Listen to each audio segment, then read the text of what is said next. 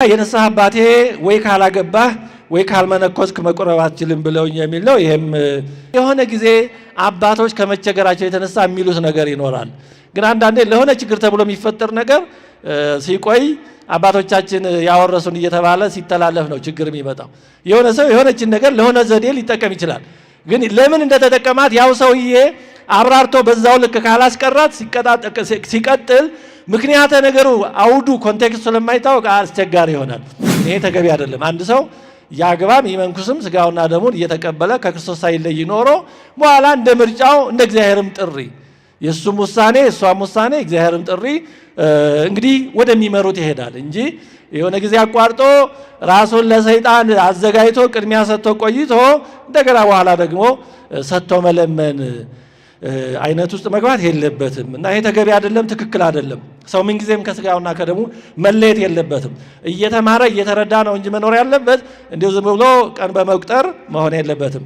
ስለዚህ ወጣትነት የተጋድሎ እድሜ ስለሆነ የበለጠ ስጋውና ደሙ የሚያስፈልገው በወጣትነት ጊዜ ነው። ድካም ጊዜ ሳይመጣ ደስ ያሰኙ የምትላቸው ጊዜ ሳይመጡ በጉብዝና ወራት ፈጣሪን አስብ የተባለው ለዚህ ነው። የበለጠ እግዚአብሔርን ማገልገል የሚቻለው በወጣትነት ነው። እውነቱን ለመናገር በዚህ ዓለም ተመልሶ የማይመጣ ነገር ቢኖር በወጣትነት ጊዜ እግዚአብሔርን ማገልገል ነው። እግዚአብሔር በየትኛውም ሰዓት ብንመጣ ይቀበላል። ሸምግለን በ70 በ80 ብንመጣ ይቀበላል። ምንም በ11 ሰዓት የመጡትን ተቀብሏል። ግን በሽምግልና ብንመጣ ግን መልሰን የማናገኘው ነገር አለ። እሱ ምንድን ነው? ወጣትነታችንን ለእግዚአብሔር መስጠትን ግን መልሰን ማግኘት አንችልም። ያን በኋላ ንስሐ ብንገባ ንስሐ መልሶ ወጣት ጎልማሳ ያደርገን። በቃ እድሜ ከሄደ ሄዷል፣ እኔ ከተቃጠለ ተቃጥሏል። የመላእክትን ያክል ንጽህና ቢኖረን የዮሐንስ መጥምቅን ያክል ንጽህና ቢኖረን 30 ዓመት በምድረ በዳ ብቻውን የኖረ 1000 ዓመት በበረሃ ብቻችንን ስንጋደል ብንኖር አንድ ቀን ለመቁረብ አንችልም። አንድ ቀን ለመቁረብ አንችልም። 7 ዓመት ያለ እረፍት የተጋደለ ቅዱስ ጊዮርጊስ አንድ ቀን ለመቁረብ አይችልም። በራሱ ተጋድሎ ብቻ ማንም ሰው በቅቶ ሊቆርብ አይችልም። ሕፃናት የሚቆርቡት በቅተው አይደለም። 70-80 ዓመት የሆናቸው አረጋውያን የሚቆርቡት በቅተው አይደለም። እናቶች ባለማወቅ ወጣቶች ሲቆርቡ አቤት ደሞ እቺ ነች የምትቆርብ ወግዝ ይያል በመቋሚያ ሁሉ የሚያባርሩ ነበሩ። ያው ቀንተው በሚችሉት ነው መቼም ሰው በገባው ልክ ግን ችግር ነው። ሕፃናት የሚቆርቡት በቅተው ነው ማለት ነው። እነማ ሆይ እናቶቻችን አባቶቻችን 70-80 ዓመት የሆናችሁ እናንተ የምትቆርቡት በቅታችሁ ነው። ወጣቱ ያልበቃ እናንተ የበቃችሁ። እንደው ከባዱ ክህደትና ድፍረት ይሄ ነው። ሰው 90-100 ዓመት ቢሆነው በቅቶ አይቆርብም። መቼም ቢሆን ሰው በቅቶ አይቆርብም። መቼም ድጋሜም ቢወለድ በቅቶ አይቆርብም። ጸጋ ሆኖ የተሰጠንን መድኃኒት ሆኖ የተሰጠንን ስጋውና ደሙን በጥበብ እግዚአብሔርን በመፍራት ጥበብ ሆነን እንቅረብ ነው። አዎ እኔ መቼም ቢሆን የበቃው አንተን ለመቀበል የሚችል አይደለሁም፣ ይታውቀዋለህ። ግን ደግሞ አንተ ስጋዬን ብሉ ደሜን ጠጡ ብለሃል። አንተ ራስን ሰጥተሃል። ኑ ብሉ ይልጠጡ ይብልሃል በቸርነት። ስለዚህ እኔ መቼም ልበቃ እንደማልችል አውቃለሁ። መቼም የሚገባኝ እንዳልሆነ አውቃለሁ። ግን ደግሞ በሽተኛነቴን አምናለሁ። አንተ ደግሞ መድኃኒት ነህ። ስለዚህ ሳትፈርድ መድኃኒቱንልኝ ብሎ አምኖ በትህትና በፈሪሃ እግዚአብሔር ሆኖ መቅረብ ነው እንጂ አልበቃሁም በዚህ የሚል አይነት ስሌት የትም አያደርስም። ሳይረዳ ሳይለይ ሳይዘጋጅ የሚቀርብ ሰው መቅሰፍት ነው ለራሱ የሚበላው ይላል። ምክንያቱም አውቆ ተዘጋጅቶ አማናዊ የክርስቶስ ስጋና ደም መሆኑን አምኖ ነው መቅረብ ያለበት። ተዘጋጅቶ በቅቶ አይደለም፣ ማንም ሊበቃ አይችልም። ግን ቢያንስ ተዘጋጅቶ እየፈራ እየተንቀጠቀጠ መድኃኒት ነህ ማየ ሕይወት ነህ፣ ግን ደግሞ እሳተ መለኮትም ነው፣ ግን ሕይወት ነህ ሕይወት ሁንልኝ እያለ ነው መቅረብ ያለበት እንጂ በድፍረት ምን ችግር አለው እኔ ከነገሌ አንሳለሁ እገሌት እንኳን ስትቆርብ እገሌ እንኳን ሲቆርብ እያለ እንዳይቀርብ ነው፣ ማስጠንቀቂያ ነው። የተወደዳቸው እግዚአብሔር ቤተሰቦች ሁልጊዜ የቤተክርስቲያን ስርዓት ከፍና ጠበቅ ከበድ ያለ ነው። እንዲህ ቢሆን ነው የሚጠቅመን እንጂ በጣም ዝቅ አድርገን ሰርተን ይሄው ደረስኩበት ችዬዋለሁ ብንል ምን ጥቅም አለው? ውድድሩ እኮ ከኛ አቅም ጋር አይደለም። ከፍ ብሎ ተሰርቶ አሁን ማድረግ ያለብኝ እንዲህ ነበረ፣ መሆን የሚጠበቅብኝ እንዲህ ነበር፣ ግን እኔ አልሆንኩም፣ ጭራሽ ከዛ አልደረስኩም ብለን በትህትና ባዶነታችንን አውቀን ብንቀርብ አይሻልም? እንጂ በትዕቢት አዎ ይሄ ነው የታዘዘው ምንም ለዚህ እንኳን አላንስም ብለን ምንቀር ምን ይጠቅመናል? ነገ እግዚአብሔር ያውቃል እንዴ? ንስሐ የተዘጋጀው ለኛ አይደል እንዴ? ታዲያ መድኃኒት እያለ ለምንድን ነው? እስኪ አሁን አንድ ሰው ዛሬ ቢታመም አሁን ብታከም ደግሞ ሌላ ቀን መልሶ ሊያመኝ ይችላል። ስለዚህ ምን አደከመኝ ምን የሚል ሰው አለ? እንደታመምን ወደ ሐኪም ቤት ምን ሄደው ወይ መድኃኒት የምንፈልገው አብዛኛዎቻችን። ታዲያ ለስጋውና ለደሙ ሲሆን ለምን ሌላ መለኪያ ሌላ መንገድ እንፈልጋለን?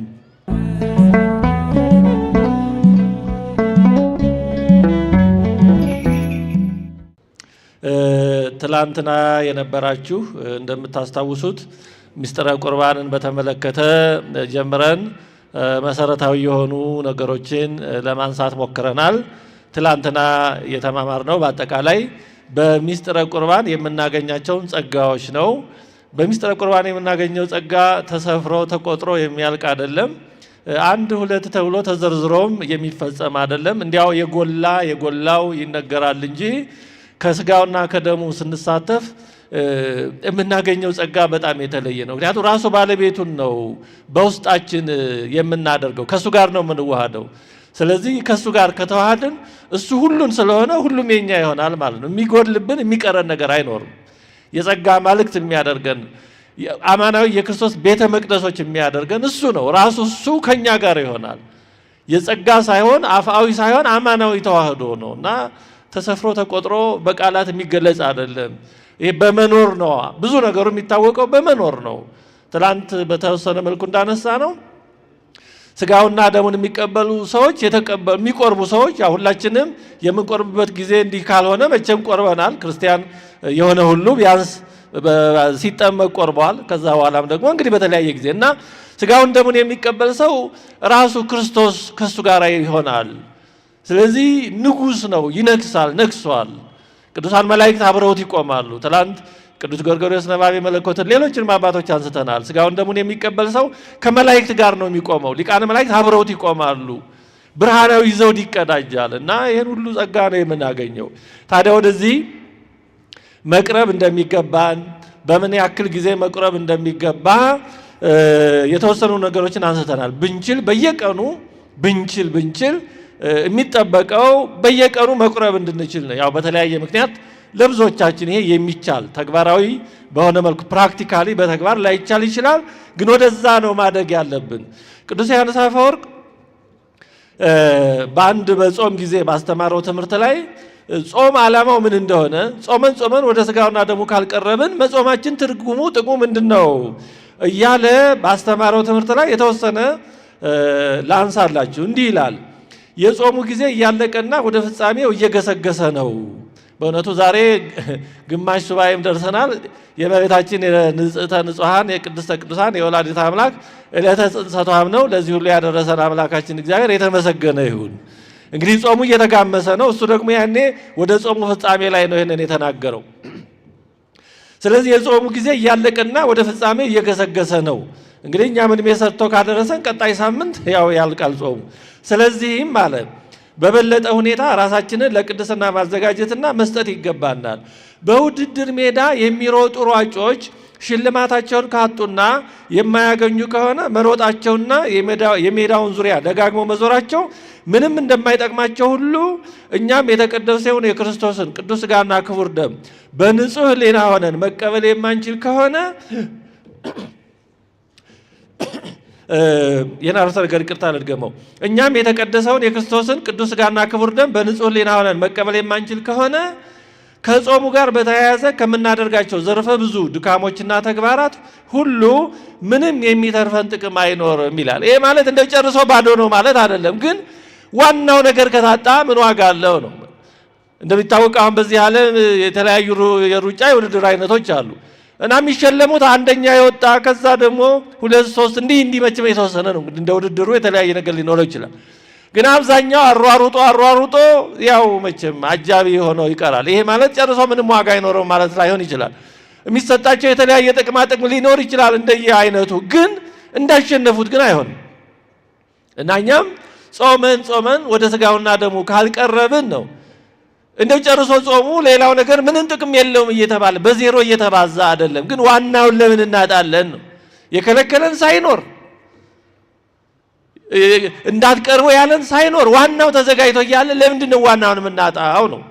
ይቀጥላል ቅዱስ አባታችን ዮሐንስ አፈወርቅ ጾም የተሰራውና የጌታችንን ጾም እንድንጾም የተደረገው ይህን ያህል ቀናት ሁሉ ጉባኤያት ይገርማል። ዮሐንስ አፈወርቅ መቼም ትምህርት ይህን ያህል ጊዜ ይላል ጾም እንጾም የተደረገው እንደዚሁም ይህን ያህል ቀናት ሁሉ ጉባኤት የተሰሩት ጸሎታት የሚደረጉት ትምህርቶች የሚሰጡት ዓመቱን ሙሉ ከሰራነው ኃጢአት በእነዚህ ሁሉ ነጽተን ከዚያ እንበለ ደም ከሆነው ቅዱስ መስዋዕት ከህሊናዊና ውሳጣዊ ወቀሳና ከሰሳ ነፃ ሆነን መሳተፍ እንችል ዘንድ ነው ይላል። ያው ትምህርቱ ያው ነው። ዛሬም እንግዲህ እንደዚህ ጉባኤ የሚሰራው ይኸው ድንኳን ተደኩኖ ዝናብ ቢመጣ እንዳያገኛችሁ እንግዲህ በተቻለ መቼም በመጠለያው በምንም ተሆኖ የሁሉ ዝማሬው የሚቀርበው ትምህርቱ እንዲሰጥ የሚደረገው ለሌላ ለምንም አይደለም። ሰምተን አይምሯችን ረክቶ ወይም የሆነ ዕውቀት አግኝተን እንድንሄድ አይደለም። ይሄ ወደ ስጋውና ደሙ እንዲያደርሰን ነው፣ ህሊናችንን እንዲያዘጋጀው ነው። ግን ያ ግቡን ካልመታ ያው መቼም ያዘጋጁት ዋጋቸውን አያጡም። ግን እኛ ግን የዝግጅቱን ውጤት አላገኘንም ማለት ነው። የሁሉ ድካም ዓላማው ወደ ስጋውና ደሙ እንድንቀርብ ነው በእውነቱ እና ይላል ቅዱስ ዮሐንስ አፈወርቅ በእውነቱ ይቀጥላል። ይሄ ካልሆነ ግን አለ መጨረሻ ውጤቱ ከቅዱስ ቁርባን እንድንቀበል የማያደርሰን ከሆነ ግን ያ የደከምነው ድካም ሁሉ እንዲሁ ያለምንም ትርፍ በከንቱ ይሆንብናል። እንዲያው ሱባኤ መግባታችን፣ ቆመን ማስቀደሳችን፣ መጾማችን፣ ቁጭ ብለን መስማታችን ሁሉ በመጨረሻ መርቶ ከግቡ ከስጋውና ከደሙ ካላደረሰን እንዲሁ አጉል ድካም ብቻ ሆኖብን ብቻ ይቀራል ይላል። ይቀጥልና ፍርድህና ፍዳህ የሚጨብርብህ ምክንያት እንዳልሆን ከመምጣት ወደ ኋላ እንድትል ሳይሆን ከዚህ ለመገኘት እንዲሁም ወደ ተቀደሰው ምስጢር ለመቅረብ ትችል ዘንድ የበቃህ እንድትሆን ራስህን አዘጋጅ ብዬ ማጸናለሁ ይላል። አያችሁ እንዲህ የምለው አይ ካልቆረብኩማ ማስቀደሱም ይቅርብኝ መጾም ይቅርብ እንድትል አይደለም ይላል። ለስንፍና ምክንያት ልሰጥህ አይደለም እንዲህ የምለው ዋናው ዋጋ ራሱ አማናዊ የሆነ ነገር ተዘጋጅቶ ለምን ዋናው ይቀርብሃል ብዬ ነው። ስለዚህ ተዘጋጅተህ እንድትቀርብ ነው እንዲህ የምልህ እንጂ አይ እኔ ለመቅረብ የማልችል ከሆነ ሌላው ዋጋ ከሌለው ይቅርበኝ ብለህ ደግሞ ጨርሶ እንድትበረግግ አይደለም ይላል ቅዱስ ዮሐንስ አፈወርቅ። ይቀጥልና እስኪ ንገረኝ አንድ ንጉሥ እንደዚህ የሚያደርግ ሰው ቢኖር ከማዕዴ ይሳተፋል የሚል አዋጅ ቢያስተላልፍ ወደ እርሱ ማዕድ ለመቅረብ ትችል ዘንድ ማድረግ የሚቻልህን ማንኛውም ነገር ሁሉ አታደርግምን ይላል። አሁን የአንድ ሀገር ንጉሥ እንዲህ የሚያደርግ ሰው የሚቻል የሆነ ማለት ነው፣ ከባድ ያልሆነው ማንም ሰው ሊያደርገው የሚችል ነገር እንዲህ የሚያደርግ ሰው ወደ እኔ መጥቶ ከማዕዴ ይሳተፋል፣ በቤተ መንግስቴ እንዲመጣና አብሮኝ እንዲመገብ አደርገዋለሁ ቢል እንዲህ ያለውን ነገር አድርጎ እዛ ቤተ መንግስት ገብቶ ከንጉሱ ጋር በማዕድ ለመቀመጥ ማናደርገው ነገር ይኖራል ይላል። እኛን ግን የጠራን ምድራዊ ንጉሥ ሳይሆን ሰማያዊ ንጉሥ ነው። ያዘዘን ደግሞ አስጨናቂ ነገር አይደለም። በቃ ታጥባችሁ ንስሐ ገብታችሁ ቅረቡ ነው ያለው። ይሄን ያህል ገንዘብ ክፈሉ አላለም። እንደዚህ ካልሆናችሁ አላለም። ደማችሁን ካላፈሰሳችሁ አላለም። ወይም በረሃ ካልገባችሁ አላለም። ምንም አላለም። በቃ ኑ ነው ያለው እንጂ እንዲህ ያለውን ነገር ካላደረጋችሁ አላለም። ምንም ቅድመ ሁኔታ የለውም። ታዲያ የሚያስጨንቅ ቅድመ ሁኔታ ሳይሆን ምንም ቅድመ ሁኔታ የሌለው ሰማያዊ የሆነው ንጉሥ እንዲህ ያለ ግብዣ አቅርቦ ባንቀርብ እንዴት ነው ተጠያቂነቱ በእውነቱ ቀላል የሚሆነው? እንደው ይሄ ቢቀርብን እዳው ምን ያክል ነው? እርሱ እግዚአብሔር ይላል ቅዱስ ዮሐንስ አፈወርቅ ይቀጥልና እግዚአብሔር እኛን ወደ ሰማያት ጋብዞናል፣ ወደ ታላቁና ገናናው ንጉሥ ማዕድ ተጠርተናል። ታዲያ እኛ ወደዚያ በመሮጥና በመሽቀዳደም ፋንታ ገና አሁንም ወደ ኋላ እያልን እናመነታለንን? ይሄን አዘጋጅቼ ይሄንን በዚህ በዛ እያልን ሰማያዊ ንጉሥ ጋብዞ እየጠበቀን እኛ ወደ ኋላ እያልን እናመነታለንን? እንዲህ የምናደርግ ከሆነ የመዳናችን ተስፋ ምን ይሆን? በድካማችን ማሳበብ አንችልም፣ በባህሪያችንም ማመካኘት አንችልም። ምክንያቱም በድካማችን ቢሆን ኖሮ ሁሉም ሰው አይቆርብም ነበር። ባህሪያችን ቢሆን ኖሮ የከለከለን ቆራቢ ቅዱሳን አይኖሩም ነበር። ስጋውን ደሙን የሚቀበሉ ምእመናን አይኖሩም ነበር። ምክንያቱም ባህሪያችን የሁሉም አንድ ነው። የሚቆርበው የማይቆርበው ባህሪ አንድ ነው። እነሱ የተለየ ተጨማሪ ባህሪ የላቸውም። የማንቆርበው ደግሞ የተቀነሰብን ነገር የለም። ልዩነቱ ያለ የፈቃድ የውሳኔ የቁርጠኝነት የፍላጎት ጉዳይ ነው እንጂ የባህሪ ጉዳይ አይደለም አለ። ስለዚህ ያለ ቅዱስ ዮሐንስ አፈወርቅ ልጆች በማዕድ ዙሪያ እንደ ወይራ ቡቃያ ናቸው ተብሎ በትንቢት በዳዊት እንደተነገረው ወደዚህ ሰማያዊ ማዕድ አንድ ላይ ሆነን በአጋጣሚ ሳይሆን በከንቱም ሳይሆን በፍርሃትና በአክብሮት ሆነን ተዘጋጅተን በህብረት እንቅረብ ይላል። ይሄን ለመፈጸም እግዚአብሔር ይርዳን በእውነቱ። ጌታችን በሰጠው የተስፋ ቃል እናምናለን። በጸሎተ ቅዳሴው በሚስጥረ ቁርባን በምንሳተፍበት በእያንዳንዱ ጊዜ በሕይወታችን ውስጥ ለውጥ ይካሄዳል። ለውጡ እንደ ቁሳዊ ነገር አይታይም፣ ግን በእውነት በእያንዳንዱ ጊዜ ከቅዱስ ሥጋው ከክቡር ደሙ ስንሳተፍ ሕይወታችን እየተለወጠ ነው የሚሄደው። ትላንትና እንዳነሳ ነው ሐሳባችን እየጠራ ሕሊናችን እየተቃና ወደ እግዚአብሔር እየቀረብን የኃጢአትን ክፉነት ውስጣችን እየተረዳ በየጊዜው እያደግን እየጠራን ነው የምንሄደው። ትላንት ለማንሳት እንደሞከርነው ልብስ የቆሸሸ ልብስ በታጠበ መጠን የቆሸሸ ዕቃ በታጠበ መጠን እየጠራ መሄዱ አይቀርም እና ከሥጋውና ከደሙ በተቀበልን መጠን ሕይወታችን እየጠራ ከክፉ ሐሳብ እየተለየን ነው የምንሄደው። ከዚህ ተለይተን ከሥጋውና ከደሙ ርቀን ግን ክፉ ሐሳብን ማሸነፍ ሕይወታችን እየተቀደሰ ሊሄድ አይችልም። መድኃኒቱን ትተን በምን ይሆናል? ቅርብ ጊዜ ከሰማሁት አንድ ተአምር በዚህ በጸሎተ ቅዳሴ ዙሪያ በግብፅ ሀገር ነው ታሪኩን የሰማሁት። አንድ ካህን ከሆነ ከ3 ዓመት ያክል በኋላ ጉሮሮው ላይ የጉሮሮ ካንሰር እንዳለበት በምርመራ ታወቀ እና ወዲያውኑ ኦፕሬት መደረግ አለበት፣ አለዛ ያው ካንሰር አድጎ የሚያስከትለውን ያስከትላል ተባለ። ኦፕሬት መደረጉ ደግሞ ችግሩ ያው ጉሮሮ ላይ ይሄ ድምፅ ማውጫ የድምፅ አካላት ላይ ስለሆነ ከዛ በኋላ ድምፁ ሊጠፋ ይችላል። ከዛ በኋላ መቀደስ ማገልገል ላይችል ይችላል።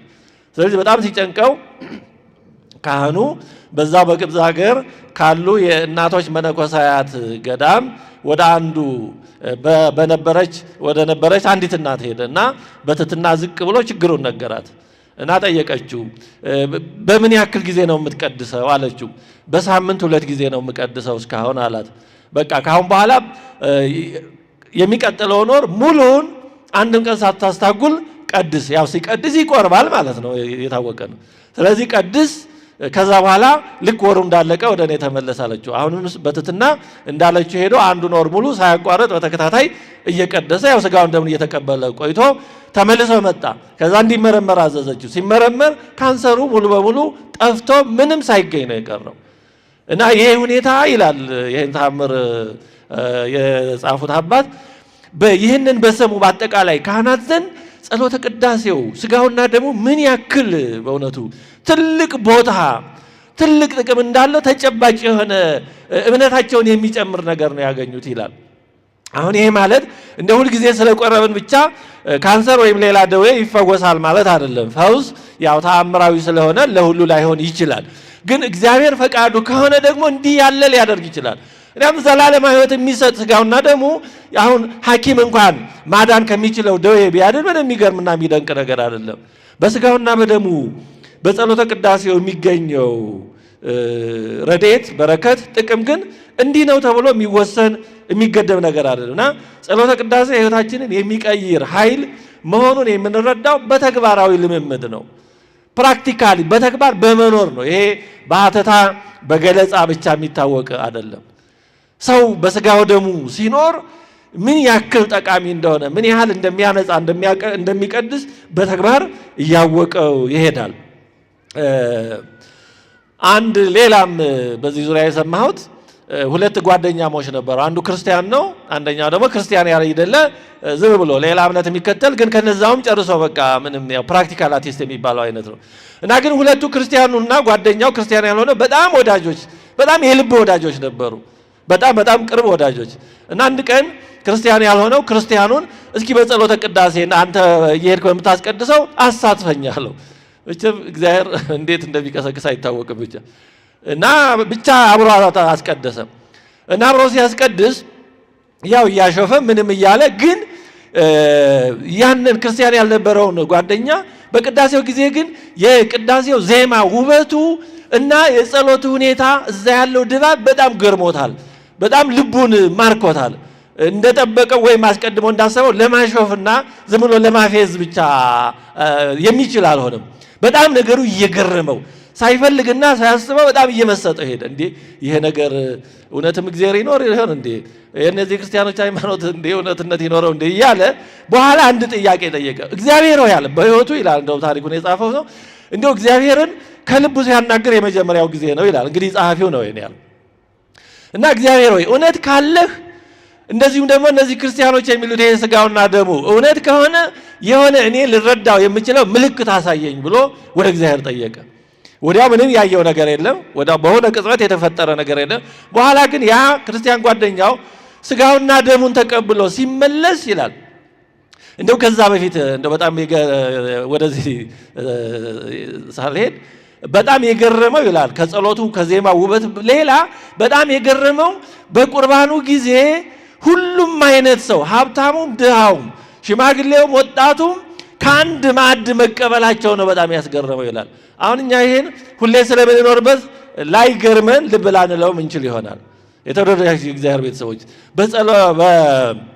በሚስጥረ ቁርባን ጊዜ የፈለገ ቢሊየነር ቢሆን የፈለገ ምንም አይነት ባለስልጣን ምንም ይሁን ምን እና ተራው ሰው ከአንድ ማዕድ ነው የምንቀበለው። ከአንዱ ከዛው ከአንድ ቦታ ነው የምንቀበለው። ከአንድ ማዕድ የምንጠጣው ከአንድ ጽዋ ነው። በአንድ እርፈ መስቀል ነው የምንቆርበው እንጂ ባለስልጣን ቢሆን ባለጸጋ የመጨረሻ የዓለም ሀብታም ቢመጣና የመጨረሻ የዓለም ድሃ ቢመጡ በአንድ እርፈ መስቀል ነው የሚቆርቡት።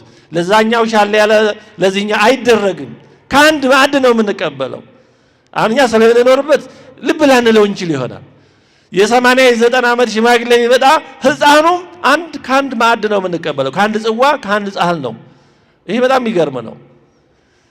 አንድ አድርጎ ነው አንድነታችንን ያጸናል፣ ይመሰክራል። እና በእውነቱ ያ ሰው ግን ይሄንን ስላልኖረበት በጣም ለመጀመሪያ ጊዜ ሲያየው በጣም ልቡን ነካው፣ በጣም ተገረመ እና የጸለየው ጸሎት አለ። እስኪ እንዲህ የሆነ ምልክት ግለጥልኝ ብሏል። እስካሁን ምንም የተገለጠለት ነገር የለም። በኋላ ግን ያ ክርስቲያን ጓደኛው ቆርቦ ሲመለስ ያ የቆረበው ክርስቲያን ጓደኛው ፊቱ በሚገርም በሚያንጸባርቅ ብርሃን ተሞልቶ እንዳለ መላ ገጽታው መላ ፊቱ ብርሃን ተከቦ አየ እና ደግሞ ይሄ ወዲያው ቅጽበታዊ አይደለም፣ ዝም ብሎ ቦግ ብሎ የሚጠፋ አይነት አይደለም። ቆርቦ ከዛ ቀስ ብሎ ተመልሶ እሱ ካለበት እስኪመጣ ድረስ የሆነ ጊዜ ያክል ቆይቷል። እውነት መሆኑን መረዳት የሚችልበት አይነት ሁኔታ ልክ እሱ በጠየቀ ሁኔታ ልቡ በሚረዳበት ሁኔታ እውነትነቱን በሚገልጥ ሁኔታ በብርሃን ተከቦ ጓደኛው አየ። ይሄ ነገር በቃ ትክክል ነው ብሎ የጠየቀውን ጥያቄ መልስ ስላገኘ ከዛ በኋላ ክርስቲያን ሆኖ ተጠምቆ በኋላ በደንብ የቤተክርስቲያን ትምህርት ተምሮ ስለ ጸሎተ ቅዳሴ ትልቅ መጽሐፍ ጽፏል። በጣም የሚገርም በጣም የረቀቀ ድንቅ መጽሐፍ ጽፏል ይሄ ሰው እና በስጋውና በደሙ መሳተፍ በጸሎተ ቅዳሴ መሳተፍ እጅግ በጣም ድንቅ ጸጋ ነው፣ ትልቅ ጸጋ ነው።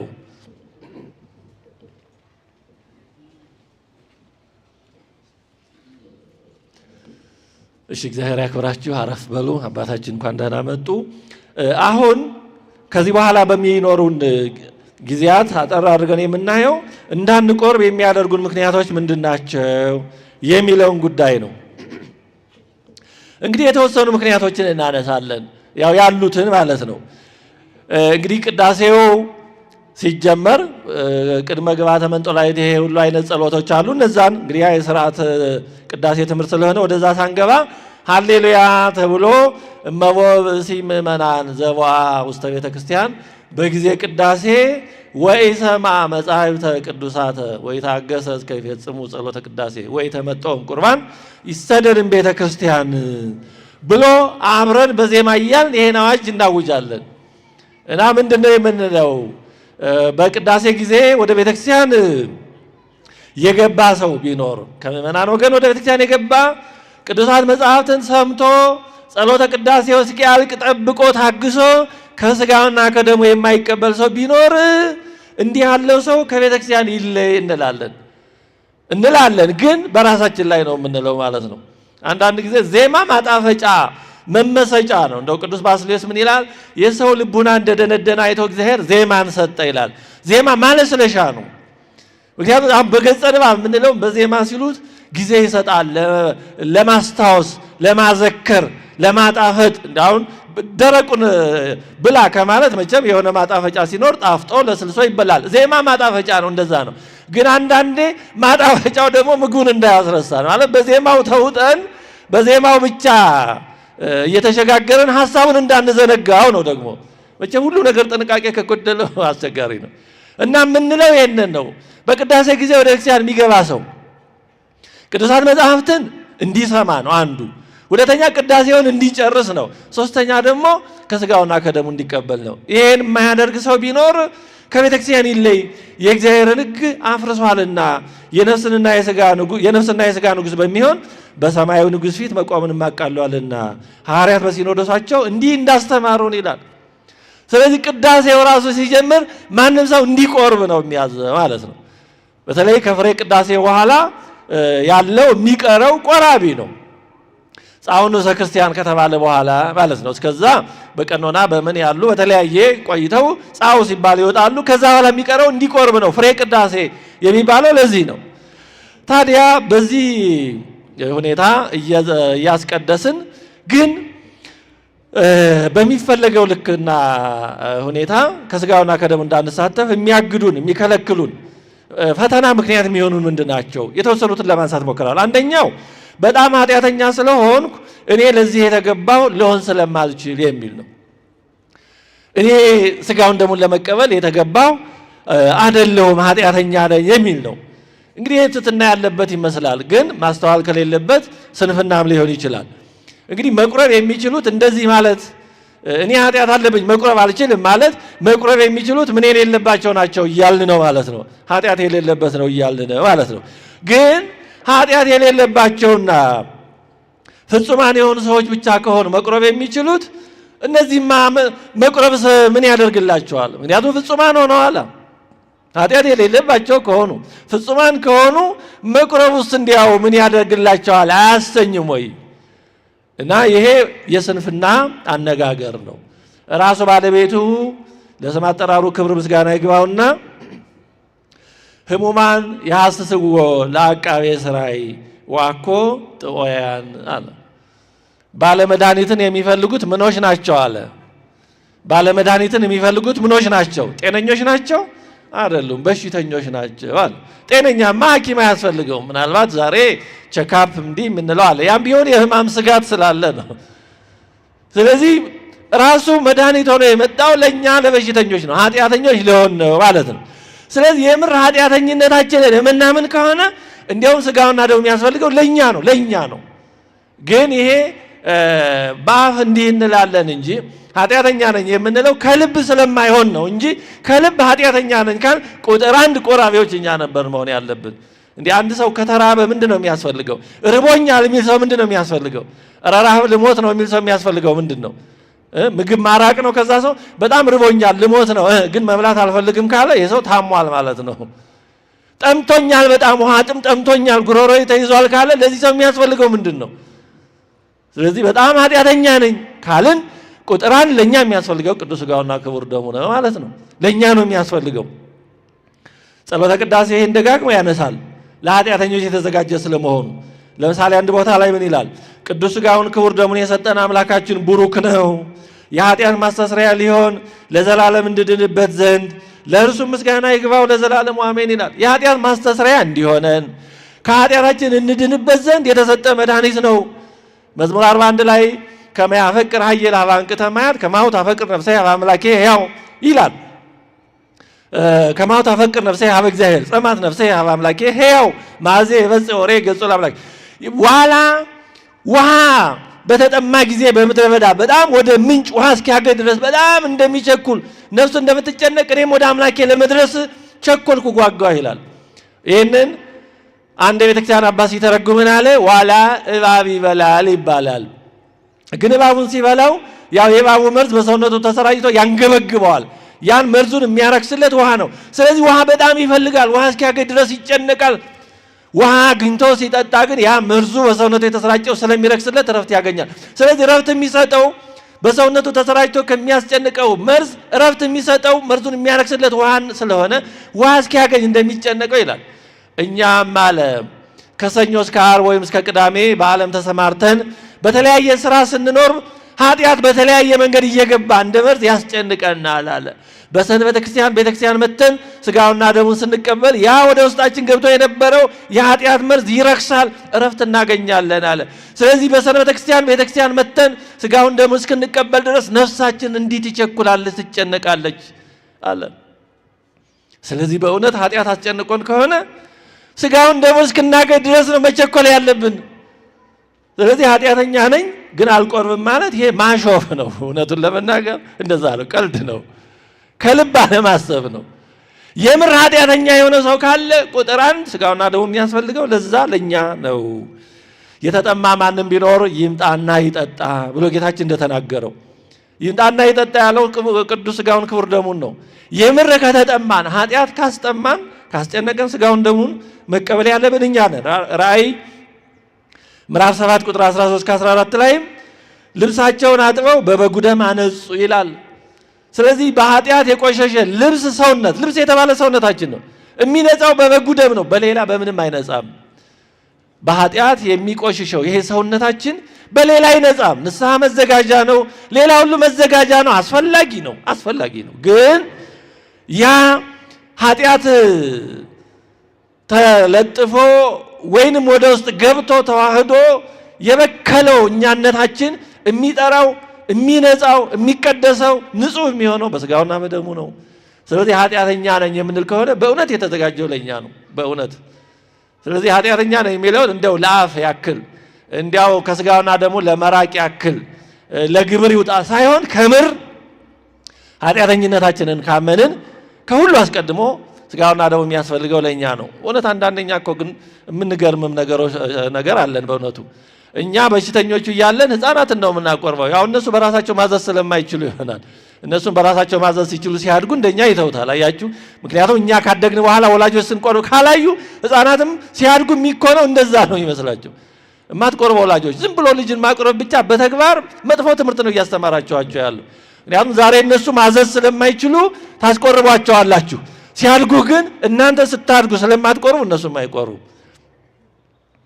እና የምር መድኃኒቱ የሚያስፈልገን በምር የታመምነው እኛ እያለን ጤነኞቹን ህፃናትን ቁረቡ እንላለን። ጥሩ ነው ህፃናትን ቢቆርቡ፣ ግን ማን ነው ኢመርጀንሲ ላለ ነው ቅድሚያ የሚሰጠው ወይስ ጊዜ ለሚሰጥ በሽተኛ፣ በቀጠሮ ለሚደርስ በሽተኛ?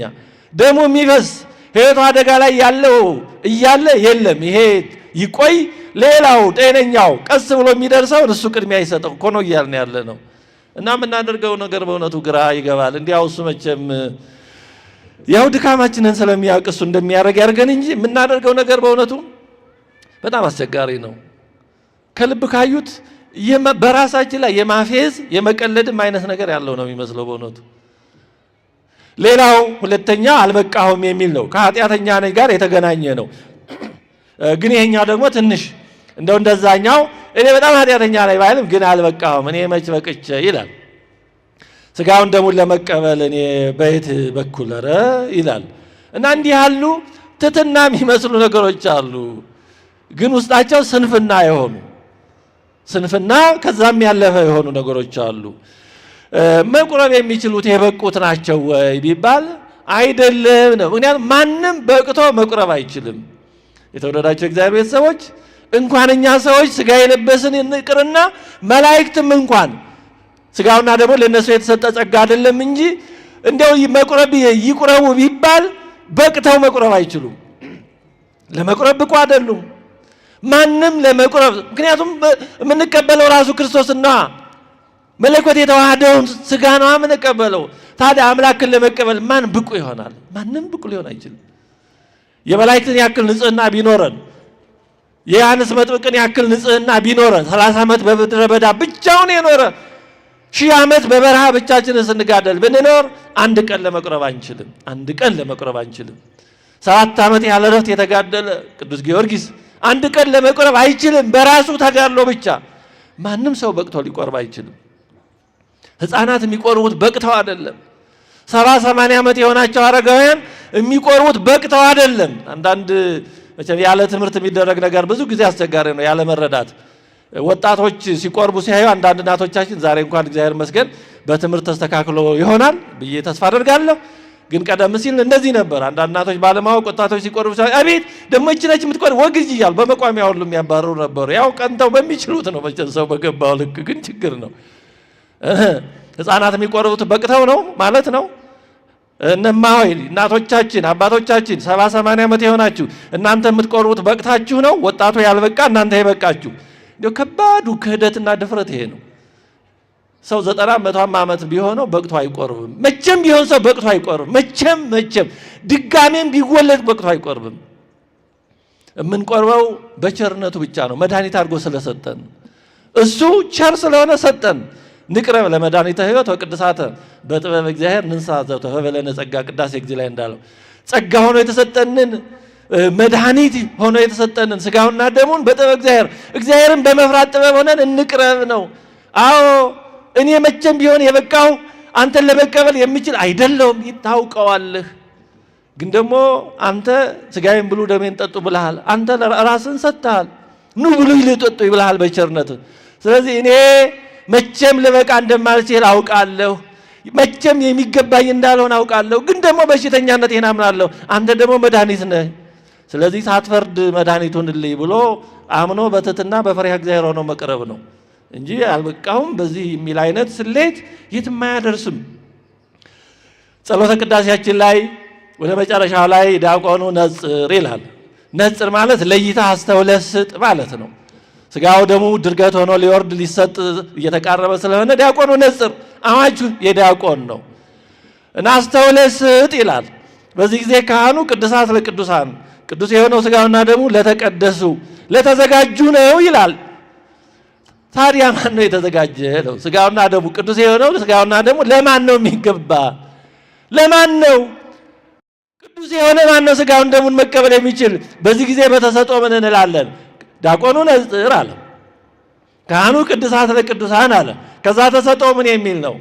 ቅዱሳት ለቅዱሳን ሲል ካህኑ አሐዱ አብ ቅዱስ፣ አሐዱ ወልድ ቅዱስ፣ አሐዱ ውእቱ መንፈስ ቅዱስ እንላለን። ምን ማለት ነው? ቅዱስ ከእግዚአብሔር ሌላ ማን አለ? ቅዱስ አብ፣ ቅዱስ ወልድ፣ ቅዱስ መንፈስ ቅዱስ ነው። ሌላ እኛማ ቅዱሳን አይደለንም። ስጋውን ደሙን ቅዱስ የሆነውን ለመቀበል እኛ አንችልም ይላል እንላለን፣ እንመሰክራለን ሁላችንም። ታዲያ ምን ይሻላል? ማንም ስጋው ደግሞ እየተዘጋጀ ነው፣ ግን እኛ ለመቀበል ቅዱሳን አይደለን፣ የበቃን አይደለን። እና ምን ይሻላል? ትተነው እንሂድ? ካህኑም ምእመኑም ትተነው እንሂድ? በቃ አይደለም፣ አያዋጣማ። እና ምን ይሻላል? እግዚኦ እንበል። እግዚኦታ ከዛ ቀጥሎ ነው የሚመጣው። እግዚኦ ማረነ ክርስቶስ፣ ማረና አንተ። እንዴ ወዴት እንሂድ? ምን እንሁን? ታውቀናለህ። መድኃኒት አድርገህ የሰጠኸው ለእኛ ነው በሽተኞች ስለሆን። ስለዚህ ማረን እባክህ ማረን። እግዚኦ ማረነ ክርስቶስ። በአብይ ዜማ በንዑስ ዜማ ተመላልሶ 41 ጊዜ የሚባለው ለዚህ ነው። አዎ ካንተ ምሕረት ውጭ ምንም ተስፋ የለንም። ማንም በቅቶ ሊቀርብ አይችልም። በቅቻለሁማ ካለ የመጨረሻው ክህደት ድፍረት እሱ ነው። ስጋውን ደሙን ለመቀበል እኔ ብቁ ነኝ ካል አይድረስ። እንዲህ ካለው ዲያብሎሳዊ ትዕቢት ይሰውረን። ይሄ የመጨረሻ ክህደት ማለት ይሄ ነው። አይድረስ ማለት ይሄ ነው። ቀኖናዬን ፈጽሜያለሁ፣ ሱባኤን ጨርሻለሁ፣ እንደዚህ አድርጌያለሁ፣ ግድ የለም ለመቀበል አሁን እንኳን ካልን በጣም አደገኛው እሱ ነው። መቼም የበቃን አይደለንም። ስለዚህ እግዚኦ ብለን ለምነን ተማጽነን ከዛ በኋላ ደግሞ ጸሎተ ፍትሐት ካህኑ ያደርጋል። አሁንም ዲያቆኑ ከግዚኦታ በኋላ ምን ይላል?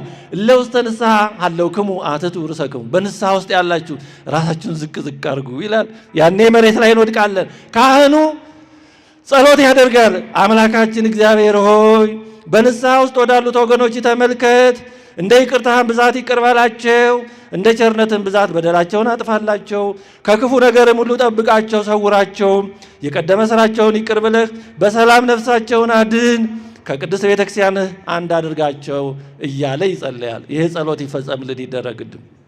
ስለዚህ ይህ ሁሉ የተዘጋጀው እኛ መቼም ልንበቃ ስለማንችል የእኛን ድካም ሸፍኖ እግዚአብሔር በምሕረቱ እንዲቀበለን የተዘጋጀውን ስጋና ደም በምሕረቱ ተቀብለን ሕይወት መድኃኒት እንዲሆንልን ነው። ስለዚህ አልበቃሁም የሚለው በጣም በውስጡ መልካም የሚመስል ግን በጣም አደገኛ ስህተት ነው። የተወደዳቸው እግዚአብሔር ቤተሰቦች እንዲሁ የእግዚአብሔርን ቃል መማር 1000 ጊዜ ወርቅ ነው። የተማረ ሰው መልካም ከሚመስሉ ግን ዲያብሎሳዊ ከሆኑ ሀሳቦች እንኳን ራሱን ይጠብቃል። ግን ብዙ ጊዜ ከቃል እግዚአብሔር የራቀ ሰው ትህትና በሚመስሉ መልካም መንፈሳዊ በሚመስሉ ነገሮች ነው ራሱን እያታለለ የሚኖረው። አሁን ጥሩ ይመስላል አልበቃሁም ሲል። እንደውም አንዳንድ ሰዎች እኮ በሚቆርቡት ላይ በውስጣቸው ይሳለቃሉ። አቤት እኒህ ደፋሮች ይላሉ። እነሱ ባለመቅረባቸው ትሑታን ሆነው በጣም እኮ እውነቱ እንዴት ያለ እኮ አይድረስ እኮ ነገር ነው። ስለዚህ አልበቃሁም የሚለው ተገቢ አይደለም። ከዛ ቀጥሎ ብዙ ጸሎቶች አሉ። እነዚህ ሁሉ ጸሎቶች እኛ በምሕረቱ እንድንቀርብ የሚያደርጉ የሚረዱ ናቸው። ስለዚህ አልበቃሁም የሚለው በጣም ተገቢ አይደለም። ብዙ ጸሎቶች አሉ። እንደው ቁርባን ከመቀበል አስቀድሞ የሚቀበል ሁሉ እንዲህ ብሎ ይጸልይ የሚል አለ። ስንቶቻችን ይህን ጸሎት እንደምናውቀው አላውቅም። ግን በተቻለ መጠን ከመቁረባችን በፊት ይህን ጸሎት መጸለይ ያለብን። ጸሎቱ እንዲህ የሚል ነው። አቤቱ ጌታ ኢየሱስ ክርስቶስ ሆይ እርኩስት ከሆነች ከቤቴ ጠፈር በታች ትገባ ዘንድ የሚገባኝ አይደለም። እኔ አሳዝኜሃለሁና በፊትህም ክፉ ሥራ ሰርቻለሁና በአርአያህና በአምሳሌ የፈጠርከው ሥጋዬንና ነፍሴን ትእዛዝህን በማፍረስ አሳድፌአለሁና ስራም ምንም የለኝም። ነገር ግን ስለ መፍጠርህና እኔን ለማዳን ሰው ስለመሆንህ ፈጥረኛል። እኔን ለማዳን ሰው ሆነሃል። እንዲሁ መፍጠር ብቻ አይደለም። ኧረ ያልማ መቼም ብዙ ፍጥረት ተፈጥሯል። እኔን ለማዳን ሰው ሆነሃል። ስለዚህ ስለ መፍጠርህ፣ እኔን ለማዳን ሰው ስለመሆንህ፣ ስለ ክቡር መስቀልህም በመስቀል ላይ ስለተቀበልከው መከራ፣ ማሕየት ስለምትሆን ስለ ሞትህ፣ በሦስተኛውም ቀን ስለ መነሳትህም ጌታዬ ሆይ ከበደልና ከመርገም ሁሉ ከኃጢአትና ከርኩሰትም ሁሉ ታነጻኝ ዘንድ እለምንሃለሁ፣ እማልድሃለሁ። ይቀጥላል ጸሎቱ። የቅድስናህንም ምስጢር በተቀበልኩበት ጊዜ ለወቀሳ ለመፈራረጃ አይሁንብኝ፣ ማረኝ ይቅርም በለኝ እንጂ። የዓለም ሕይወት ሆይ በእርሱ የኃጢአቴን ስርየት የነፍሴንም ሕይወት ስጠኝ እንጂ። በሁለት ወገን ድንግል በምትሆን በወለደች በእመቤታችን በቅድስት ድንግል ማርያም በመጥምቁ ዮሐንስ አማላጅነት ክቡራን በሚሆኑ በመላእክትም በሰማዕታትና ለበጎ ነገር በሚጋደሉ በጻድቃንም ሁሉ ጸሎት እስከ ዘላለም ድረስ አሜን። ይህን ጸሎት አድርገው ነው ሥጋውን ደሙን ወደ መቀበል የሚካሄደው። የተወደዳቸው እግዚአብሔር ቤተሰቦች ይህን ጸሎት ምናልባት ያልሰማ ነው የማናውቀው ካለን በተቻለ መጠን ይህን ጸሎት ሥጋውን ደሙን ከመቀበል በፊት ቢያንስ ዛሬ ሞባይል አለ፣ ብዙ ነገር አለ፣ ብናውቀው ብንጸልየው በጣም ተገቢ ነው። እንዲህ ብለን እኛ ምንም እንደሌለን ባዶ ኢምንት እንደውም የኛ ሁሉ ነገራችን አፍራሽ ኃጢአተኛ መሆናችንን አምነን ምንም ስራ እንደሌለን ታምነን ግን እሱ ፈጥሮናልና ስለኛ ሰው ሆኗልና መከራ ተቀብሏልና ሞቷል ተነስቷልና ስለወለደችው ስለ ንጽሕት ቅድስት ድንግል ማርያም ብሎ ስለ ዮሐንስ መጥምቅ ብሎ እሱን ደስ ስላሰኙ ለበጎ ስራ ስለሚተጉ ጻድቃን ሁሉ ብሎ እንዲምረን ገጸ ምሕረቱን ወደኛ እንዲያዞር ገጸ መዓቱን በገጸ ምሕረቱ እንዲለውጥልን ሥጋውን ደሙን ይቅር ብሎ እንዲሰጠን ይሄን ጸሎት ጸልየን ነው ወደ ሥጋውና ደሙን የምንቀርበው። ስለዚህ ይሄ ሁሉ ጸሎት ያለው ነው። እኛ የበቃን ስላልሆን ለኛ የተዘጋጀ ይሄ ሁሉ መሰላል፣ ድጋፍ፣ ምርኩዝ ነው። ይሄ ሁሉ ነው። ስለዚህ ያልበቃው የሚለው ተገቢ አይደለም። ሶስተኛው ላለመቁረብ አንዳንዶች ምክንያት አድርገው የሚያነሱት ካህኑ ዘኮነ ንጹሐ ይንሣም ቁርባን ብሎ የሚያውጀው አዋጅ ያስፈራኛል፣ በጣም ያስደነግጠኛል የሚሉ አሉ። ከዚህ የተነሳ ይህን ተላልፎ መቁረብ ይከብደኛል የሚሉ አሉ። አዎ ጸሎቱ ያስፈራል፣ ግን ተገቢና ትክክል ነው። እንግዲህ ካህኑ እጁን በአንጽሖት እጁን ታጥቦ የሚለው ጸሎት ነው። ንጹሕ የሆነ ከቁርባኑ ይቀበል ይላል። ንጹሕ ያልሆነ ግን አይቀበል። ለሰይጣንና ለመልእክተኞቹ በተዘጋጀ በመለኮተ እሳት እንዳይቃጠል በልቡም ቂምን የያዘ ልዩ ሐሳብና ዝሙትም ያለበት ቢኖር አይቅረብ። እጄን ከአፋዊ ድፍ ንጹሕ እንዳደረግኩ እንደዚሁ ከሁላችሁም ደም ንጹሕ ነኝ። ደፍራችሁ ወደ ክርስቶስ ሥጋና ደም ብትቀርቡ ከእርሱ ለመቀበላችሁ መተላለፍ የለብኝም። በንጽሕና ሆናችሁ ባትቀርቡ እኔ ከበደላችሁ ንጹሕ ነኝ ይላል። እጁን መታጠቡ በጲላጦስ ሥርዓት ነው ይላሉ። ግን ደግሞ በብሉይ ኪዳን ዘዳግም ላይ የተጻፈ አለ። አንድ ሰው በሆነ አካባቢ ወድቆ ሞቶ ቢገኝ ገዳዩ ካልታወቀ የአካባቢ ሽማግሌዎች ምንም የማታቅ ጊደር ወስደው አንገቷን ጠምዝዘው ደሟን አፍሰው እጃቸውን እዛ ላይ ይታጠቡ። ይህን ሰው ማን እንደገደለው አናቅም፣ ከዚህ ሰው ደም ንጹሕ ነን ሲሉ እጃቸውን ይታጠቡ። መጽሐፍ ቅዱሳዊ መሰረት ያለው ነው። ዞሮ ዞሮ በዚህም ሆነ በዛ ካህኑ ይሄን ይላል። ይሄን ማለቱ ተገቢ ነው። ቅዱስ ጳውሎስ አንደኛ ቆሮንቶስ ምዕራፍ 11 ላይ ያለው ቃል ሐሳብ ነው። አንደኛ ቆሮንቶስ ምዕራፍ 11 ከቁጥር 26 እስከ 31 ላይ ይሄን የመሰለ ነገር ብሏል ቅዱስ ጳውሎስ። እንደውም ከዚህ ከበድ ያለም ነው ያለው። ምን ይላል ቅዱስ ጳውሎስ? ስለዚህ ሳይገባው ይህን እንጀራ የበላ ወይም የጌታን ጽዋ የጠጣ ሁሉ የጌታ ሥጋና ደም ዕዳ አለበት ይላል። ሰው ግን ራሱን ይፈትን፣ እንዲሁም ከእንጀራው ይብላ ከጽዋው የሚጠጣ ሳይገባው የሚበላና የሚጠጣ የጌታን ሥጋ ስለማይለይ ለራሱ ፍርድ ይበላልና ይጠጣልምና። ስለዚህ በእናንተ ዘንድ የደከሙና የታመሙ ብዙዎች አሉ፣ አያሌዎችም አንቀላፍተዋል። ራሳችንን ብንመረምር ግን ባልተፈረደብንም ነበር ይላል። ስለዚህ ቅዱስ ጳውሎስ ያለው ነው። ሳይረዳ ሳይለይ ሳይዘጋጅ የሚቀርብ ሰው መቅሰፍት ነው ለራሱ የሚበላው ይላል። ምክንያቱም አውቆ ተዘጋጅቶ አማናዊ የክርስቶስ ሥጋና ደም መሆኑን አምኖ ነው መቅረብ ያለበት። ተዘጋጅቶ አበቅቶ አይደለም፣ ማንም ሊበቃ አይችልም። ግን ቢያንስ ተዘጋጅቶ እየፈራ እየተንቀጠቀጠ መድኃኒት ነህ፣ ማየ ሕይወት ነህ፣ ግን ደግሞ እሳተ መለኮትም ነው፣ ግን ሕይወት ነህ፣ ሕይወት ሁንልኝ እያለ ነው መቅረብ ያለበት እንጂ በድፍረት ምን ችግር አለው እኔ ከነገሌ አንሳለሁ እገሌት እንኳን ስትቆርብ እገሌ እንኳን ሲቆርብ እያለ እንዳይቀርብ ነው፣ ማስጠንቀቂያ ነው። የተወደዳቸው እግዚአብሔር ቤተሰቦች ሁልጊዜ የቤተ ክርስቲያን ስርዓት ከፍና ጠበቅ ከበድ ያለ ነው። እንዲህ ቢሆን ነው የሚጠቅመን እንጂ በጣም ዝቅ አድርገን ሰርተን ይሄው ደረስኩበት ችዬዋለሁ ብንል ምን ጥቅም አለው? ውድድሩ እኮ ከኛ አቅም ጋር አይደለም። ከፍ ብሎ ተሰርቶ አሁን ማድረግ ያለብኝ እንዲህ ነበረ፣ መሆን የሚጠበቅብኝ እንዲህ ነበር፣ ግን እኔ አልሆንኩም፣ ጭራሽ ከዛ አልደረስኩም ብለን በትትና ባዶነታችንን አውቀን ብንቀርብ አይሻልም? እንጂ በትዕቢት አዎ ይሄ ነው የታዘዘው ምንም ለዚህ እንኳን አላንስም ብለን ምንቀር ምን ይጠቅመናል? ስለዚህ ካህኑ ይሄን ማለቱ ተገቢ ነው። እንደው አንዳንድ ለማሻሻል ለማለዘብ ይሞክሩ አሉ። መቼም ሰው እንደተረዳው ያደርግ፣ ዝም ብሎ ሁሉን መንቀፍም እንደዛ አይቻልም። ግን በጣም ተገቢ የሆነ ጸሎት ነው። እየተሳቀቅን ነው መቅረብ ያለብን። እየተሳቀቅን እኛነታችንን ስናየው እንኳን ወደ ክርስቶስ ሥጋና ደም ወደ ቤተክርስቲያን በእውነቱ መግባት ይገባናል። ይህን እያሰብን ነው መቅረብ ያለብን። ግን እንዲህ ብለን ግን አንቀርም። አብርሃም እኔ አመድና ትቢያ ነኝ እያለ ግን እግዚአብሔርን እያስተናገደ ነው። ቅዱስ ጳውሎስ እኔ ጭንጋፍ ነኝ ሐዋርያ ተብዬ ልጠራ አይገባኝም እያለ ግን ስለ ቤተክርስቲያን እየደከመ ነው፣ መልእክት እየላከ እያስተማረ ነው። እና እንዲህ ያለ ነው መሆን ያለበት። ስለዚህ ይሄ ካህኑ እንዲህ የሚለው ያስፈራኛል፣ ንጹሕ የሆነ ይቀበል ብለዋል፣ እኔ ንጹሕ አይደለሁም ብሎ መቅረት ተገቢ አይደለም ነው፣ መረዳት ይገባል። አለዛ እንደ እናቴ መቀነት ምንድን ነው እንደሚባለው ላለመምጣት ምክንያት መፈለግ ነው የሚመስለው። ወይም ደግሞ ቆብ እኔ ምን አልበልሽ እንጂ አንቺ አለች እንደሚባለው አይነት ነው የሚሆነው። ላለመቅረብ ወደ ሥጋውና ደሙ ላለመቅረብ የሆነች ሰበብ ፍለጋ ነው የሚመስለው። እንዲሁ እግዚአብሔር አይታለልም። በእውነቱ እግዚአብሔርን የምናታልለው ወይ ጥሩ ምክንያት ስላገኘን እግዚአብሔር በዛ የሚሸነፍ እንዳይመስለን። እግዚአብሔር የሚያሸንፈው ፍቅር ብቻ ነው። እግዚአብሔር የሚያሸንፈው ቅንነት ነው። በእውነቱ በቅንነት የሚደረግ ነገር በእግዚአብሔር ዘንድ የቀና ነው። ግን በዚህ በአረፍተ ነገር በቃላት ጥምዘዛ የትም መድረስ አንችልም። አራተኛው በኃጢአት ለወድቅ እችላለሁና ልቆይ የሚል ነው። ከዛሬው ተቀብዬ ነገ በተለይ ደግሞ በወጣትነት እድሜ ያለን ብዙ ሰዎች ይሄ ሀሳብ ሊያዳክመን ይችል ይሆናል። ዛሬ ተቀብዬ ነገ የሚሆነው አይታወቅም። ገና የሚጠብቀኝ ነገር እድሜ የሚያመጣው ሕይወት የሚያመጣው ስራ የሚያመጣው አይታወቅም። ስለዚህ ምናልባት ሩጬ ዳው እስከምገባ እስቲ ቀስ ልበል ቢል አሁንም ይሄ ሲያዩት መንፈሳዊ ይመስላል። እንዲህ ያሉ ነገሮች ብዙ መንፈሳዊ የሚመስሉ ናቸው።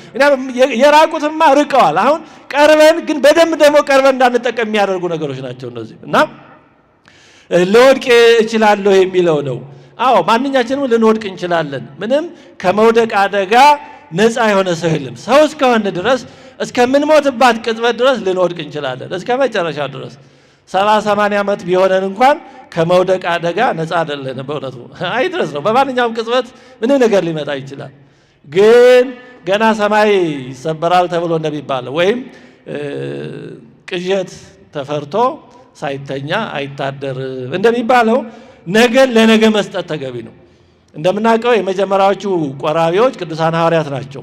ግን ቅዱሳን ሐዋርያት ከራሱ ከጌታችን እጅ ተቀብለው በዛችው ቀን ማታ ተበታትነዋል። ጌታችንን ጥለውት ጠፍተዋል። ቅዱስ ጴጥሮስ በዛው ምሽት ምን እንደደረሰበት እናውቃለን። 3 ጊዜ ጌታውን ክዷል። ይሁዳ ደግሞ ጨርሶ አሰላለፉን ቀይሯል። ግን ጌታችን አልተቀየማቸውም። እንደተነሳ መልእክት የላከው ወደ እነዚሁ ሐዋርያት ነው። 3 ጊዜ ወደ ካደው ጴጥሮስ እንደውም ጴጥሮስን ለይቶ የሚጠራው ከዚህ የተነሳ ነው እንጂ የሐዋርያት የተለየ እልቅና ስለተሰጠው አለ። ጴጥሮስን ለይቶ ለጴጥሮስም ንገር ያለው አይ ስለ ካድኩት ትቶኛል ብሎ ቅዱስ ጴጥሮስ ተስፋ እንዳይቆርጥ ነው። ወደ ሌሎቹ ሐዋርያት ለቅዱሳት ሱራ ንግራ ለአርዳኤ ከመተንሳይኩ ሙታን ከሙታን እንደተነሳው ለደቀ መዛሙርቴ ንገሩልኝ፣ ገሊላ ይጠብቃችኋል በሉ፣ እዛ እጠብቃችኋለሁ ነው ያለው። አይ አይቻቸው በአንድ ቀን ምሽት ክደውኝ እንደ አንድ ቀን እንኳን ሳይታገሱ አላለም። ወደ እነዛው በዛው ምሽት ወደ ተበታተኑት ጥለውት ወደ ሸሹት ደቀ መዛሙርቱ እንደውም ወንድሞቼ ነው ያላቸው። በእውነቱ ወደ ወንድሞቼ ነው ያለው፣ አላራቃቸውም። ስለዚህ ቆርበን ብንወድቅ ሰብአዊ ጠባያችን እንደዛ ነው። ትላል ለማንሳት ሞክሬያለሁ ይመስለኛል፣ ጊዜው እንዳልወስድ እንጂ ወደዛ አልገባም። ባጭሩ ግን ማንነታችንን አንርሳ። ይሄ ለወድቅ እችላለሁ እንደዚህ ቢሆን ምን ነው? እኛ እኮ ሰዎች ነን። አፈር እኮ ባህሪያችን ነው። ስለዚህ መውደቅ ምን ጭቃ ቢጨቀይ ምን ልዩ ነገር አለው? እኛ እኮ አፈሮች ነን። ትንሣኤ አለን፣ ያንሳ ረስተናል፣ ግን መሬታውያን ነን። ስለዚህ ለመሬት መውደቅ ምን ይገርማል? አፈር እኮ ዝናብ ሲያገኝ በቃ ይጨቀያል። እንደዛ ነው ጠባያችን። እና ምን ይገርማል? ንስሐ የተዘጋጀው ለኛ ነው። ስጋው ደግሞ የተዘጋጀው እኮ ይሄን አውቆ ነው ያዘጋጀው። ስለዚህ ገና ለወድቅ ልሰበር ይችላል ብለን ዛሬ ለምን መድኃኒት ይቀርብናል እንዴ? ነገ መልሶ ሊርበኝ ብሎ ዛሬ የማይበላ ሰው አለ? አሁን ዛሬ ራት በልተን ነገ አያስፈልገንም? ታዲያ ነገ መራቤ ላይ ቀር ዛሬ ይቅርብኝ የሚል ሰው አለ? ኧረ ወዲያ ይሄ ሆድ አሁን በበላ ነገ መልሶ ይርበኛል፣ ምን አደከመኝ፣ ነገ አንድ ላይ ሆድ እበላዋለሁ የሚል ሰው አለ? እና ታዲያ ለስጋውና ደሙ ሲሆን ለምንድን ነው እንዲህ የምንለው? አያችሁ፣ የምር ብዙ ነገሮቻችን በደም ስናያቸው ማሾፍ ይመስላሉ የምለው በእውነት ነው። ከልብ የማዘን የማሰብ ነገሮች አሉ። እንዲያው ዝም ብሎ የማስቀር የመከላከያ የማራቂያ ነው የሚመስሉት።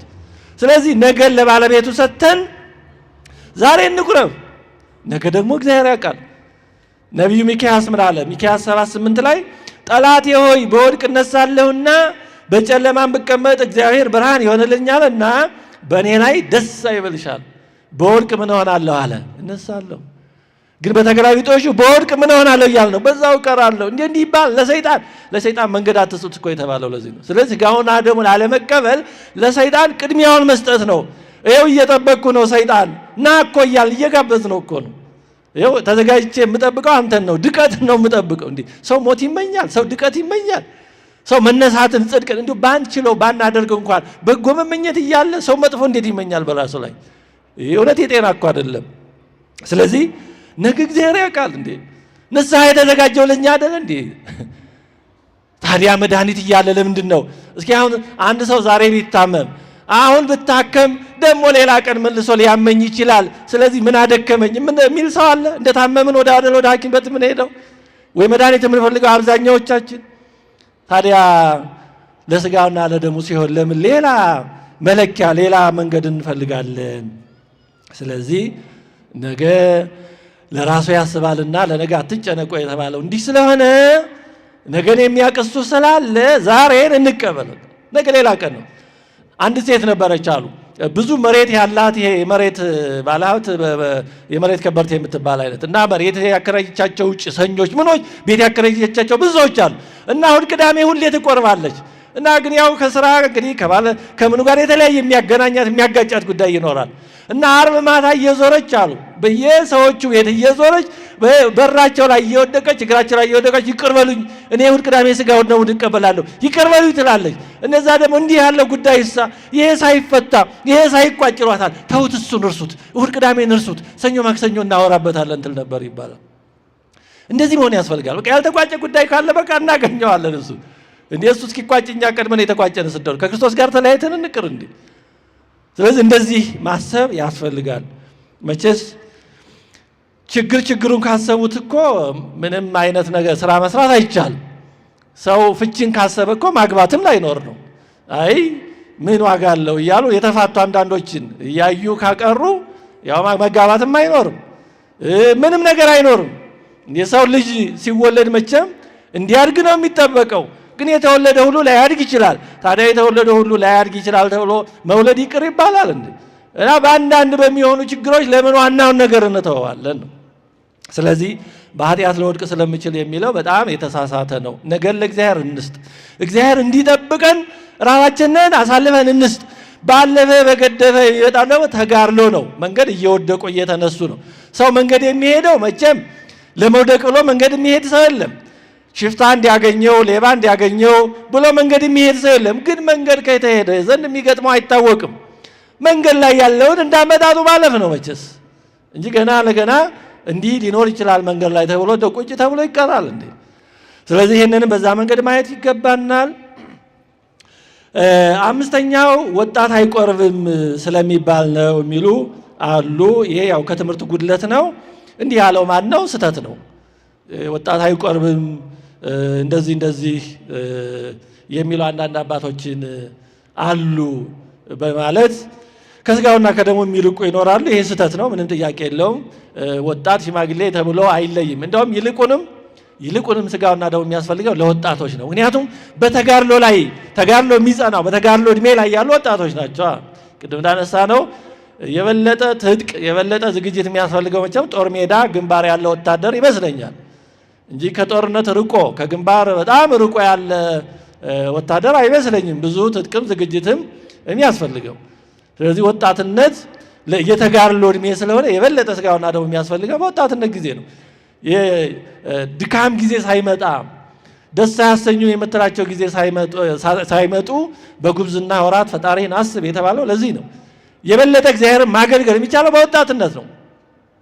እውነቱን ለመናገር በዚህ ዓለም ተመልሶ የማይመጣ ነገር ቢኖር በወጣትነት ጊዜ እግዚአብሔርን ማገልገል ነው። እግዚአብሔር በየትኛውም ሰዓት ብንመጣ ይቀበላል። ሸምግለን በ70 በ80 ብንመጣ ይቀበላል። ምንም በ11 ሰዓት የመጡትም ተቀብሏል። ግን በሽምግልና ብንመጣ ግን መልሰን የማናገኘው ነገር አለ። እሱ ምንድን ነው? ወጣትነታችንን ለእግዚአብሔር መስጠትን ግን መልሰን ማግኘት አንችልም። ያን በኋላ ንስሐ ብንገባ ንስሐ መልሶ ወጣት ጎልማሳ ያደርገን። በቃ እድሜ ከሄደ ሄዷል፣ እኔ ከተቃጠለ ተቃጥሏል። ስለዚህ መልሶ የማይገኘውን የወጣትነት ጊዜ ለእግዚአብሔር መስጠት የመጀመሪያው ሰው ማድረግ ያለበት በተቻለ መጠን ይሄን ነው በእውነቱ። ስለዚህ የበለጠ ለእግዚአብሔር ሊውል የሚገባው ጊዜ ይሄ ወጣትነት ነው እንጂ እንዴ ወጣትነትን ለዲያብሎስ ለኃጢአት አሳልፎ ሰጥቶ አማራጭ ሲያጡ ነው እንዴ ወደ እግዚአብሔር የሚመጣው? እግዚአብሔር መሄጃ ስናጣ የምንመጣበት የመጨረሻ ምርጫ ሊሆን አይገባውም። ለሰይጣን ምጥጥ አድርገን ለዓለም ለኃጢአት ምጥጥ አድርገን ውበታችንን ጉልበታችንን እድሜያችንን ያን ልጣጩን ለእግዚአብሔር ለምን እናውላለን? አስራቱን በኩራቱን ለእግዚአብሔር ስጡ የተባለው እኮ ለዚህ ነው። በኩር ማለት መጀመሪያ የሚደርሰው ነው። መጀመሪያ ያለው ዋና እፍታው ነው ለእግዚአብሔር የሚገባው። ለምን ያን ብናደርግ የምንጠቀመው እኛ ነን። ቀሪው ይባረካል፣ መልካም ይሆናል። ወጣትነታችንን ለእግዚአብሔር ብንሰጥ የምንጠቀመው እኛ ነን። ብዙዎቹ ቅዱሳን ሰማዕታት በወጣትነት ዘመናቸው ለክርስቶስ የመሰከሩ ናቸው። እንደምናውቀው እንደነ ቅዱስ ጊዮርጊስ፣ እንደነ ቅዱስ ሚናስ፣ እንደነ ቅዱስ አቦሊ እነዚህና እነዚህ የመሳሰሉት እንደነ ቅዱስ ፊቅጦር፣ እንደነ ቅዱስ መርቆሬዎስ፣ እንደነ ቅዱስ አርሴማ ወጣቶች ናቸው ብዙዎቹ። እና ይሄ እድል ካለፈ የማይመለስ ነው። ስለዚህ የበለጠ በእውነቱ ስጋውና ደሙ የሚያስፈልገው ለወጣቶች ነው። ትጥቅ ነው፣ ኃይል ነው፣ ብርታት ነው፣ ጉልበት ነው። ሌላው የሚቀርበው ምክንያት ስድስተኛ የንስሐ አባቴ ወይ ካላገባህ ወይ ካልመነኮስክ መቁረብ አትችልም ብለውኝ የሚል ነው። ይሄም ያው ከትምህርት ጉድለት የሚመጣ ነው። አሁን እንኳን ይሄ በጣም የተስተካከለ የቀረ ይመስለኛል። እንደው በአንዳንድ ገና ብዙም ትምህርት ባልደረሰባቸው እንደው ባልጠነከረባቸው ቦታዎች ካልሆነ ያው የሆነ ጊዜ አባቶች ከመቸገራቸው የተነሳ የሚሉት ነገር ይኖራል። ግን አንዳንዴ ለሆነ ችግር ተብሎ የሚፈጠር ነገር ሲቆይ አባቶቻችን ያወረሱን እየተባለ ሲተላለፍ ነው ችግር የሚመጣው። የሆነ ሰው የሆነችን ነገር ለሆነ ዘዴ ሊጠቀም ይችላል። ግን ለምን እንደተጠቀማት ያው ሰውዬ አብራርቶ በዛው ልክ ካላስቀራት ሲቀጥል ምክንያተ ነገሩ አውዱ ኮንቴክስቱ ስለማይታወቅ አስቸጋሪ ይሆናል። አንድ ቦታ በጣም ጫት የአካባቢውን ወጣት በጣም የበከለበት የመረዘበት ቦታ ነበር እና በዚህ ዙሪያ ትምህርት እንደዚህ እየተሰጠ ያለ በሆነ አስተዳደራዊ ኃላፊነት የነበረ ሰው አሁን እንዲያ ብዬ ዝርዝር አልነግራችሁም። መጣና የሆነ ነገር ሹክ አለን። ምን ነበር መሰላችሁ ያለን? ጫት የበቀለው ካሪዮስ ፈርስ ላይ ነው ብላችሁ ለዚህ ወጣት ብትነግሩት አክንትፍ ብሎ ይተው ነበር እና እንደዚህ ብላችሁ ንገሩት አለ። ከመጨነቁ የተነሳ ነው። ቅንነቱን አደነቅን። ግን ገና ለገና ደግሞ ለሆነ ነገር መፍትሄ ይሆናል ብለን የሌለ የተሳሳተ ነገር ደግሞ መናገር ተገቢ አይደለም።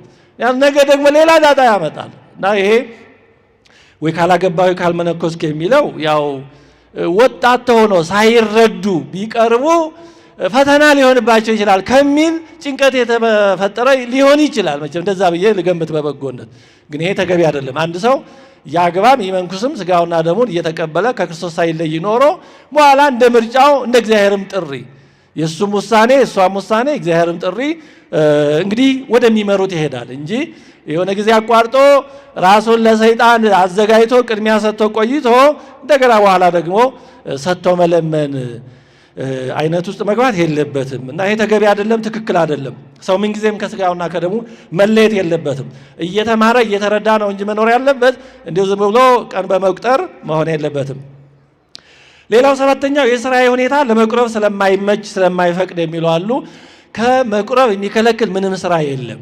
ኃጢአት ከሆነ ምንጊዜም ቢሆን የተከለከለ ነው። ንግድም ቢሆን ዳኝነትም ቢሆን ባለስልጣንነትም ቢሆን ምንም ቢሆን ኃጢአት ከሆነ ኃጢአት ነው። ጉቦ መቀበል ምንጊዜም ኃጢአት ነው።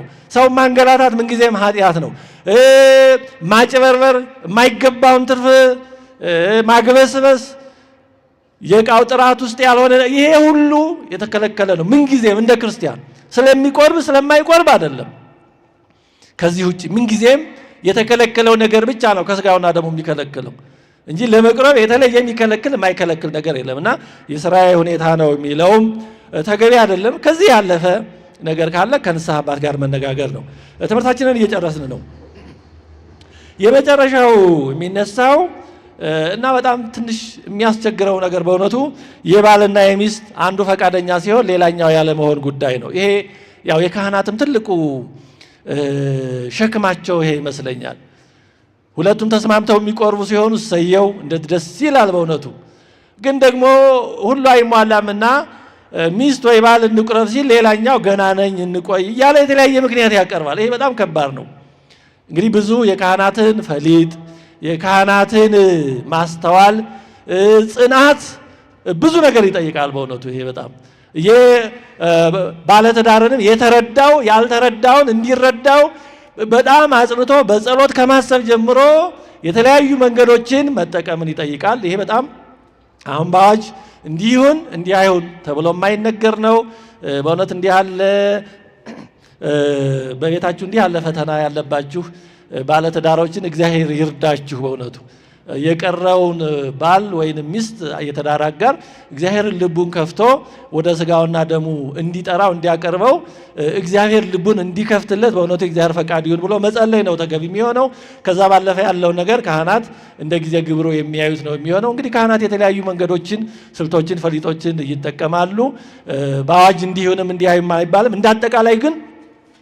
እንዳጠቃላይ በችኮላም ሳይሆን ባለመዘግየትም ይደርሳልም ሳንል አይ ደግሞ በጣም ተጣድፈንም ደግሞ በራሱ ጊዜ አስተውሎ ተረድቶ ተረጋግቶ ወደ ቅዱስ ሥጋውና ደሙ ሊቀርብ የሚችለውን ወይም ልትቀርብ የምትችለውን ድንገት ተቻኩለን ደግሞ እንዳናሰናክልም ጥንቃቄ በተሞላበት ሳንቸኩልም ሳንጣደፍም ሳንዘገይም በጣም በፈሊጥ ነገሩን መያዝ ያስፈልጋል።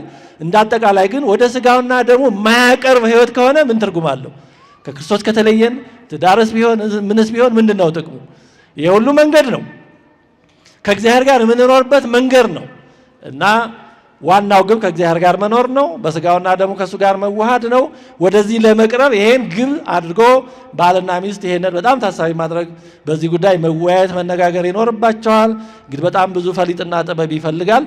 በዚህ ውስጥ ያላችሁትን እግዚአብሔር ይርዳችሁ።